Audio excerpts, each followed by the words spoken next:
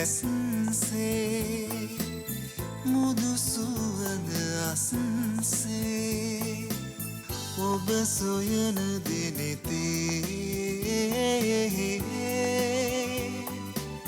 කඳුල කිය රැඳුනේ ඉන්නිලි වැස්සේ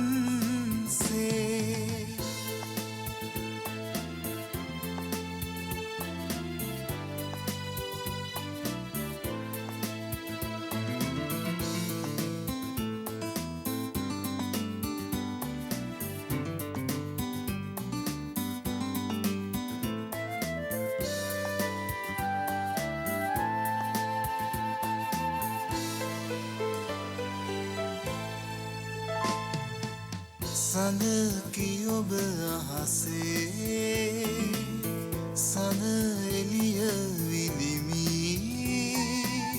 සුළඟ ඔබ උදා යන්න ඉඩ හරිමි ඔබ ඔබේ වන හින්දා ඔබ ඔබේ වන හින්දා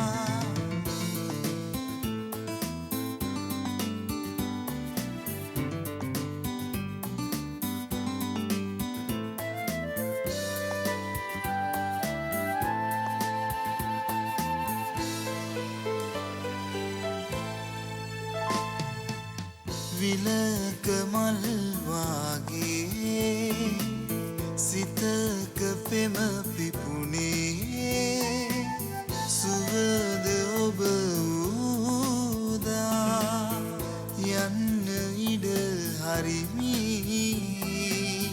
මම මගේ වන හින්දා මම මගේ වන හින්දා වැස්සේ මුදු සුවඳ අස්සේ ඔබ සොයන දෙනෙතේ කඳුල කිය රැඳුනේ ඉන්නිලි වැස්සේ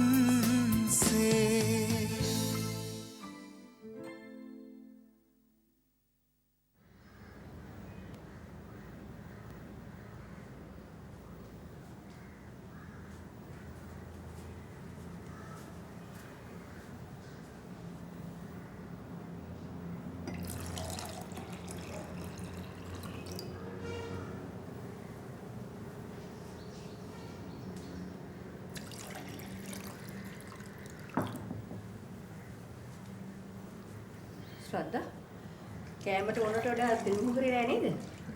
උයි නෑ මැඩම්. යාන්තම් ගාවලා ගත්ත විතරයි.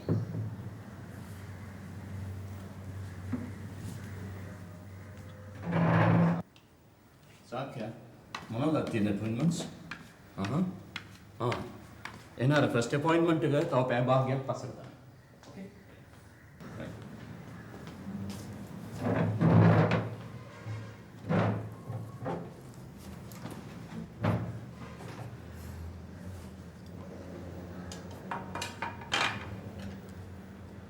දෙන්නේ නෑ වෙනවද?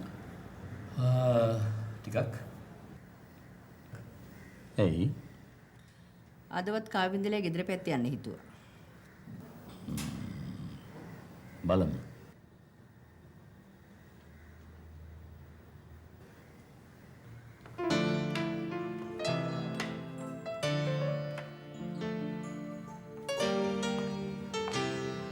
Good morning. Good morning.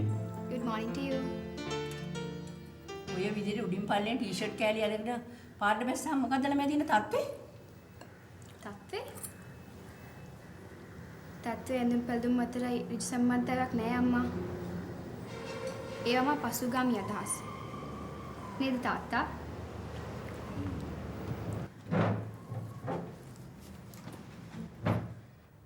ඇත්ත ඒක වෙන්න ඇති. නමුත් මම වුණත් කෙනෙකුගේ වැදගත්කම තත්ත්වයේ තීරණය කරන සාධකයේ හැටියට ඇඳුම් සලකනවා. එහෙමද?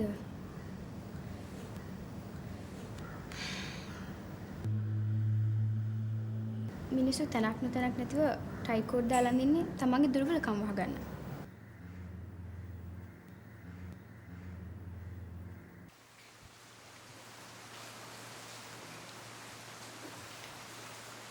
විස්තරයට ලියලා ගන්න ගානින් කොළඹ වියදම් කියව ගන්න පුළුවන් ද අයියේ?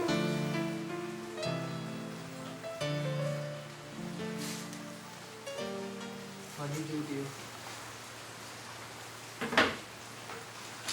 ඒ ඉංගෙට ගිහලා උගන්නන ගානින් තමයි ඉතින් ෂේප් වෙන්නේ. ගෙල්ලට ගිහින් ගණනවා කියන්නේ හරියට ගෙන්දට ගිහින් හිඟා කනවා වගේ නෑනේ. ඒකත් එක්තරාකාරී හිඟා කෑමක් තමයි. ඇයි? සමහරක් ගෙවල ලොකු ළමයිට උගන්නන්න ගියාම පොඩි ළමයිනුත් බලා ගන්න වෙනවා. ඒකත් ඉවසන්න පුළුවන්. කාලා ඉන්න බැරි ලයිට් බිල ගෙවන්නයි වතුර බිල ගෙවන්නයි කඩේ යන්නයි කියනවා.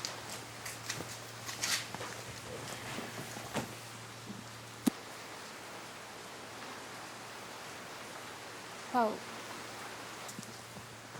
කවුද? ඔයා.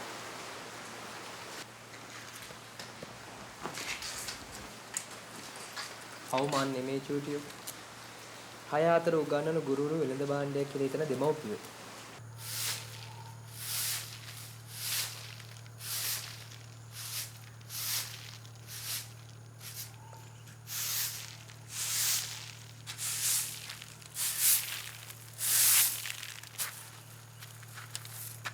මේ කොහේ යන්ටද?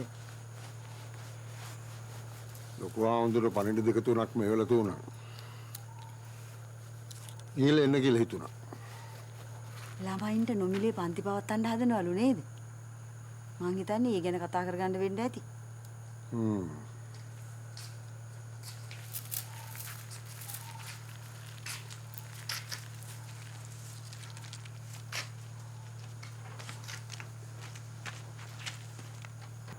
තුරුණුවන් සරණයි මයි පුතේ. රත්නත්‍රි සරණ. පුතේ ඔය රටේ තත්ත්වෙ නරකේ කියලා ලියන කියන දේවල් පරිස්සමෙන්. අනේ ඔව් මගේ පුතේ. යන්න. ගිහින් එන්න.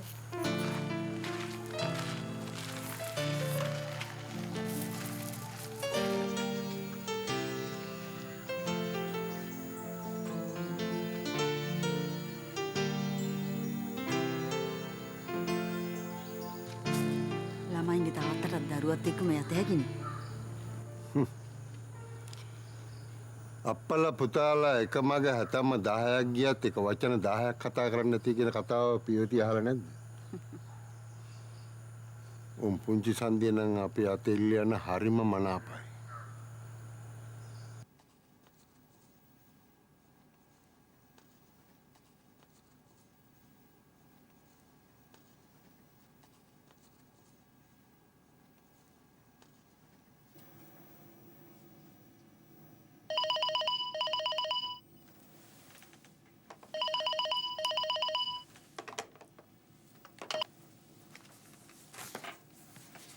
Yes.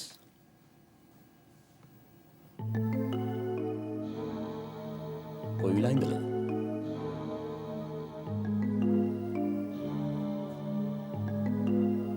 මිස්ටර් ගුණවර්ධන මාවයි හම්බෙන්න.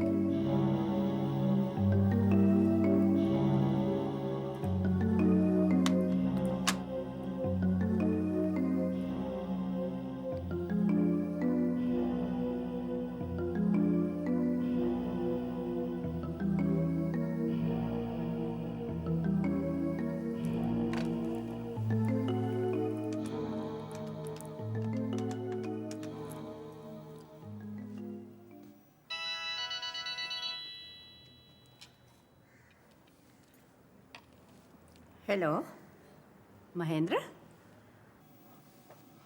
හරි වැඩේ නින්දුතරා. බීගම් ෆැක්ටරි එකේ ස්ට්‍රයික් එකක් නෝ. මොකක්ද හේතුව? කොන්ට්‍රැක්ට් බේස් එකයි පර්මනන්ට් කරන්න. මම කියන්නේ කරන්න පුළුවන් වැඩ නින්දුතරා. ඔයා ඔවට ඉන්වෝල්ව් නොවි ගුණවර්ධනටම බේරගන්නයි කියන්නේ. ගුණවර්ධනට බේරගන්න බැරි තැන් තමයි මට කතා කරේ. අනිත් බ්‍රාන්චස් වලටත් මේක පතුරවන්න යනවා.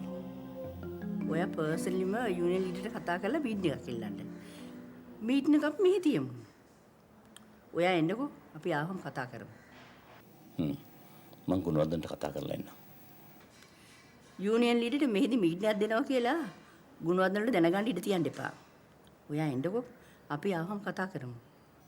මං ගුණවර්ධනට කතා කරලා එන්න.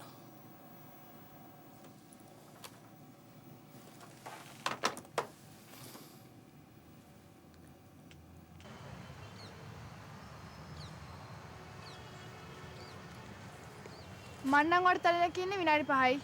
ෂාප් 5 minutes මං ගියා. තනියම? ඔව්. කැබ් එකක් ගෙන ගත්තා මං ගියා. අපිටත් ඔයත් එක්කම යන්න පුළුවන් වගේ. මොකටද බෝට් වේදන් ටිකක් දරන්නේ?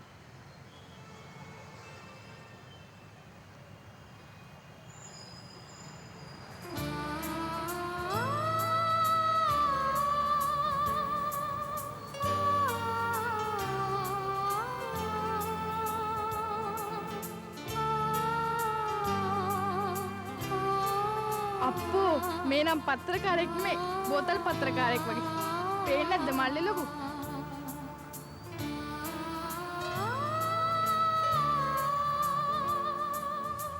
ඒකට උත්තරේ මම ඔයාලට පස්සේ දෙන්නම්. ඕකට උත්තරයක් දාවට වඩා මට වැදගත් මෙයත් එක්ක රණ්ඩුවක් අල්ලන එක.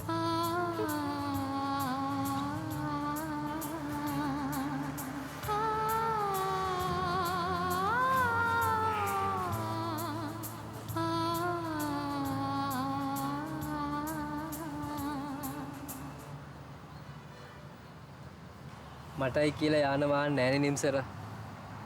අපි යන්නේන ගමන් තීරණය කරන්නේ පාරේ තියෙන පොදු ප්‍රවාහන සේවාව.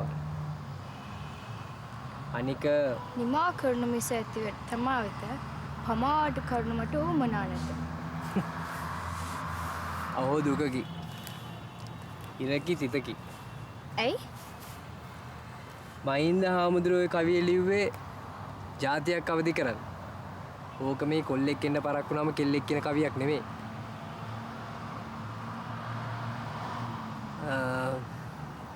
ඕකට මෙන්න මෙහෙම සින්දුවක් නම් ගැලපෙනවා.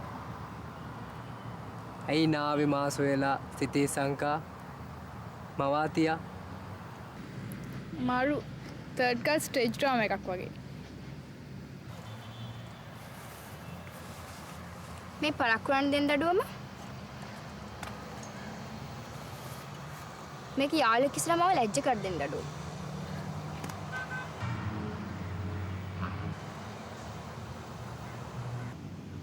මට බය ඔයාලත් එක්ක ඉඳලා මටත් පිස්සු හැදෙයිද කියලා. යමු. යා ස්ලිපර්ස් දෙක ඕන්නේ නුවර ඉඳන්මනේ දාගෙන ආවේ. කරද්දී ඔයා විසිකර මට ඕනේ නැති ඉඳන්නේ.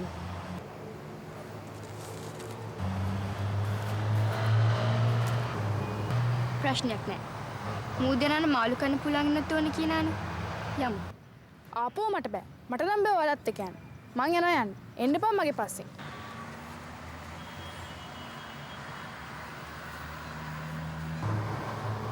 යා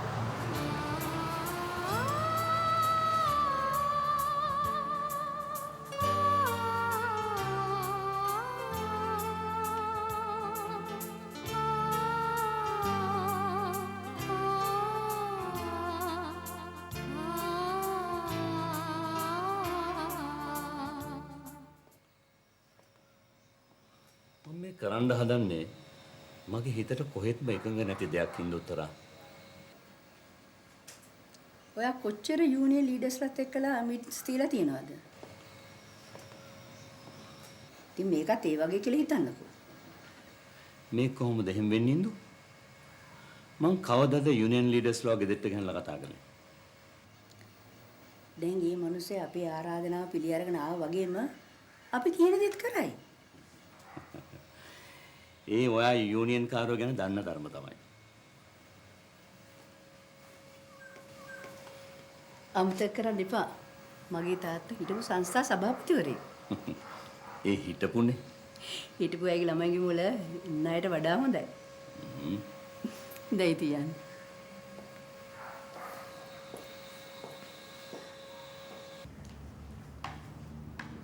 හලෝ මිස්ටර් සාබන්දු. කොහොමද ඉතින්? මම බොන්න මොන ලෑස්ති කරන්න. ඒක හොඳයි. අපි යමු වාඩි වෙන්න.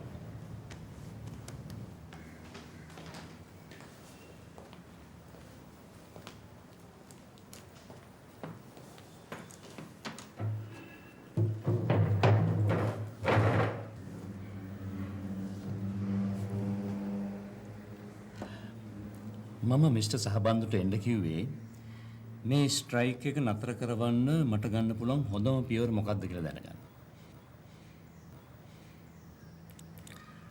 මිස්ටර් සහබන්දු දන්නවා ඔය කැෂුවල්ස්ලා මට පර්මනන්ට් කරන්න බැරි බව. අපේ ඉල්ලීම නම් ඒකයි සර්.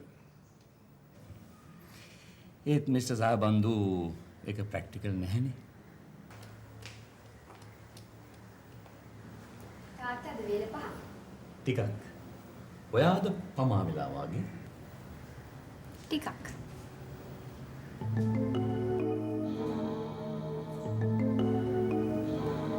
ඩියෝනිස් ඔක තියලා යන්න. ඔකේ ඩෝටර්. මටත් ඔය වගේ දුවක් ඉන්නේ සර්. මොනවද කරන්නේ? ඒරියල් කරලා ඉවරයි. තව රස්සාවක් නැහැ. ජොබ් එකක් ගන්න කැමති? අපේ යෝ සර්. ජායල ෆැක්ටරියට ජූනියර් එක්සිකියුටිව්ස්ලා ටිකක් ගන්නවා. මට සහබන්දු ඇප්ලිකේෂන් එකක් ගන්න දෙන්නකෝ. Thank you sir.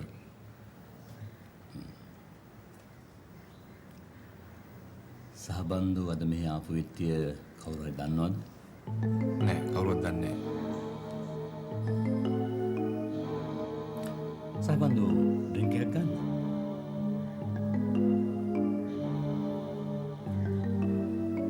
නෑ කලක් නෑ සර්. ගන්න.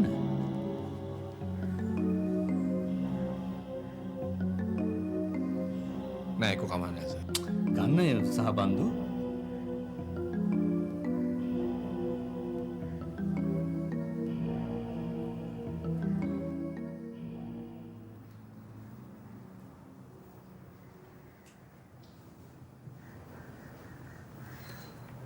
දැන් ඉස්සර වගේ නෙවෙයි.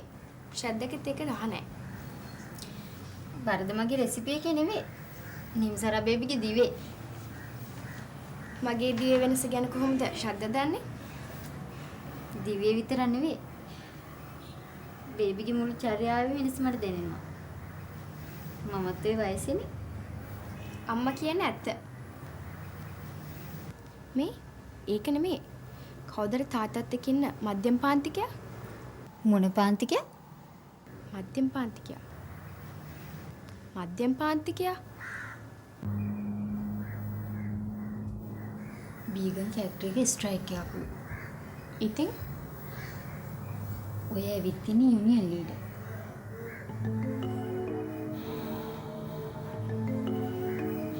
තාත්තා ස්ට්‍රයික් සමිතියකට පත් කරන අලුත් ක්‍රමයක් හොයාගෙන වගේ. අයිඩියා එක මැඩම්ගේ ක්‍රියාත්මක කරන්නේ සර්. ඊට විස්තර රැයට කතා කරමු.